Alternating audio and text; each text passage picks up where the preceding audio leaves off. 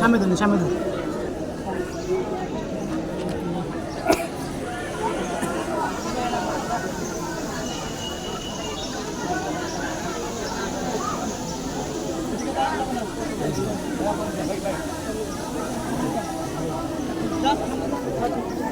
একটা ভিডিও করি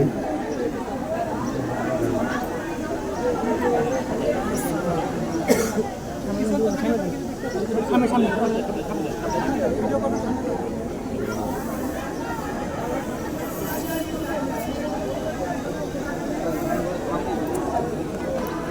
একটু আপনি ভিডিও কলের সামনে যান সামনে করতে কিন্তু জান এরা কিছুই বলবো না এরা আরো যাও যাও সামনে যাও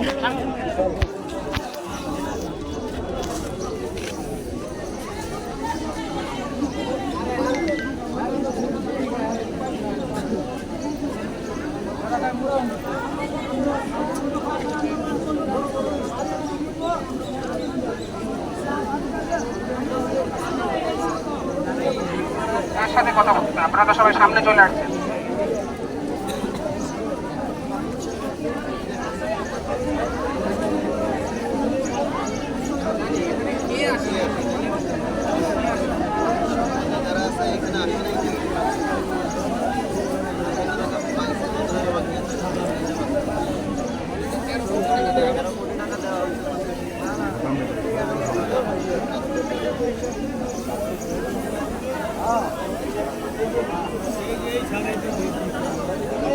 ছবি দিয়ে দিয়েছে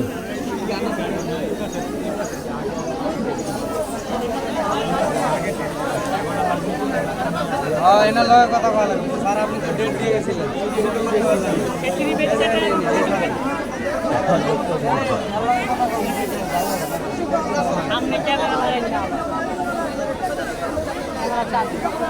কই পকেটে পকেটে সাইডে ধরেন পকেটে হ্যাঁ বলে না বলে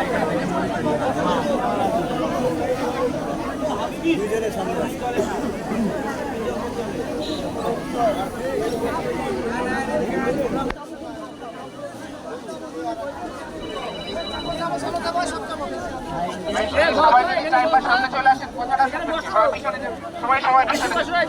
সকালে একবার আপনাদের সাথে কথা বলে গেছি।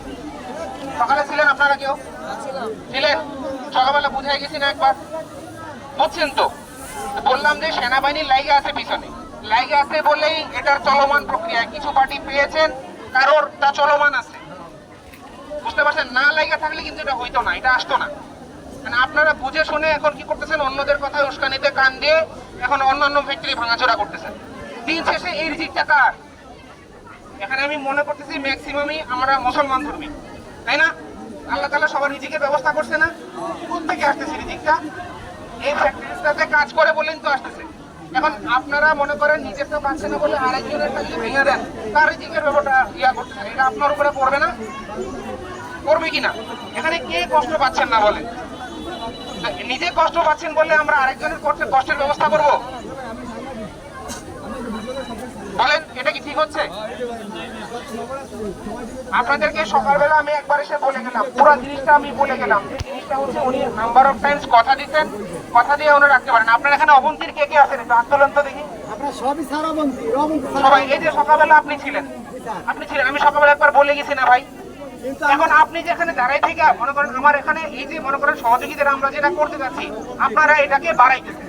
এটাকে লম্বা করতেছেন। আমি আপনার আজকে সকালে বুঝা জানি এর আগে দীর্ঘ 3-4 বার বুঝা গেছে শোনেন, দীর্ঘ 3-4 বার আমি মনে করেন আপনার রুম ভাড়া এই যে ভাই আমি বুঝতে পারছি, বাট আপনি এখানে যে এখন এটা করতেছেন, এতে করলে কি আপনার রুম ভাড়াটা আপনি পেয়ে যাচ্ছেন? ভাড়া পাবো না, কিন্তু আমরা তো জানাও না পাচ্ছি না। আমাদের না জানালে আমরা তো এভাবে আপনারা কি মনে হয় এটা আমরা জানি না?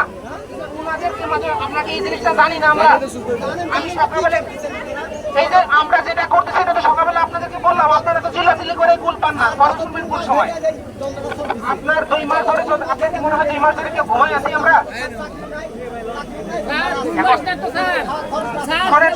শোনেন ভাই, আমি তো সকালবেলা এসে বললাম কারো 2 মাস না, কারো 6 মাস, কারো বা গত বছরেরও আছে। আমি সকালবেলা বলছি না, বলছি কিনা? তার সর্বমোট যেই টাকার পরিমাণ, এটা অনেক টাকার পরিমাণ, যেটা সেই বিভিন্ন সময় কথা দিয়ে সে কুলাইতে পারে নাই দেখেই তার আমরা সেটা কি বলছি, তার নামে অলরেডি মামলা কমপ্লিট, মামলা করা হয়ে গেছে, শুনানির দিনও ধার্য সম্ভবত হয়ে গেছে। বুঝতে পারছেন?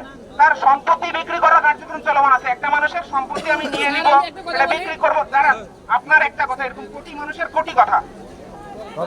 বুঝতে পারছেন? আমি সকালবেলা এসে পরিষ্কার ভাবে আপনাদেরকে একটা কথা বলে গেছিলাম যে সেনাবাহিনী যেটার পিছনে লাইগা আছে মানে লাইগা আছে, এটাতে কিন্তু সেনাবাহিনী কখনো পিছনে হটে নাই, যত পর্যন্ত এটা ক্লিয়ার না হয়েছে। এরটুকু তো আপনারা বিশ্বাস রাখেন নাকি?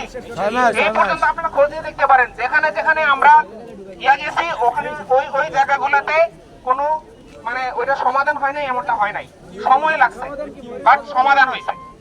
তো যেটা বলতেছি সেটা হচ্ছে এখানে অলরেডি আপনাদেরকে এখানে শ্রমিক নেতারাও আছেন, ওনারাও জানেন অলরেডি তার নামে মামলা করা হয়েছে। কি হয়েছে না, আমরা একটা রেজুলেশনও বের করে ফ্যাক্টরির সামনে লাগাই দিয়েছিলাম, এটা নাকি বা কে বা কারা এসে এটাকে ছিঁড়ে ফেলছে, যাতে আপনাদের কাছে পর্যন্ত মেসেজটা না পৌঁছায়।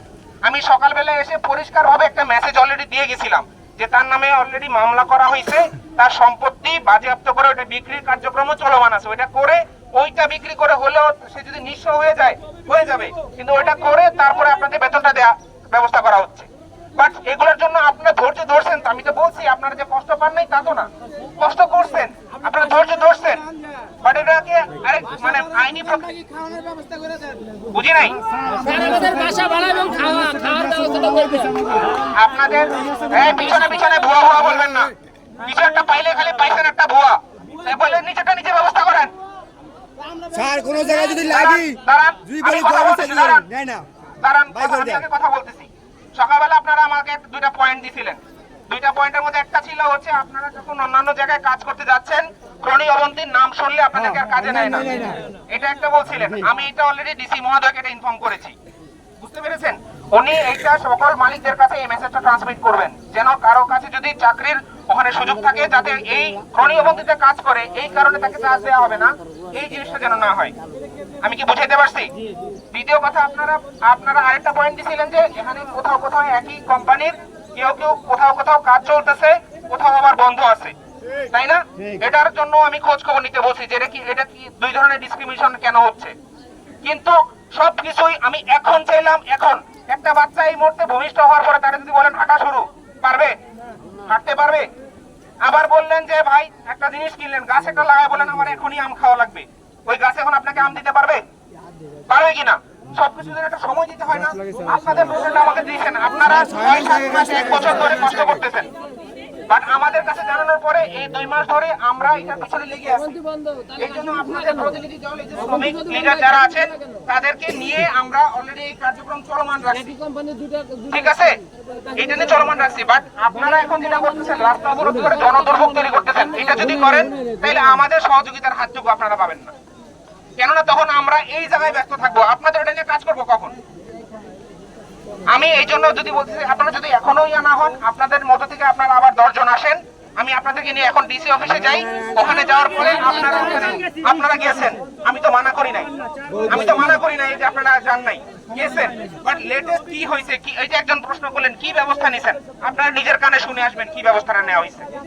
আমার কথা যদি এখান থেকে আপনাদের বিশ্বাস না হয় তাহলে নিজের কানে শুনে আসবেন, বুঝতে পারছেন? বাট এই যে কিছুক্ষণ আগে আপনারা কি করলেন, কিছু লোকজন ভিতরে ঢুকে অন্যান্য কথা উস্কানিতে কিছু কারখানা ভাঙচুর করা হয়েছে, এটা কেন করা হয়েছে?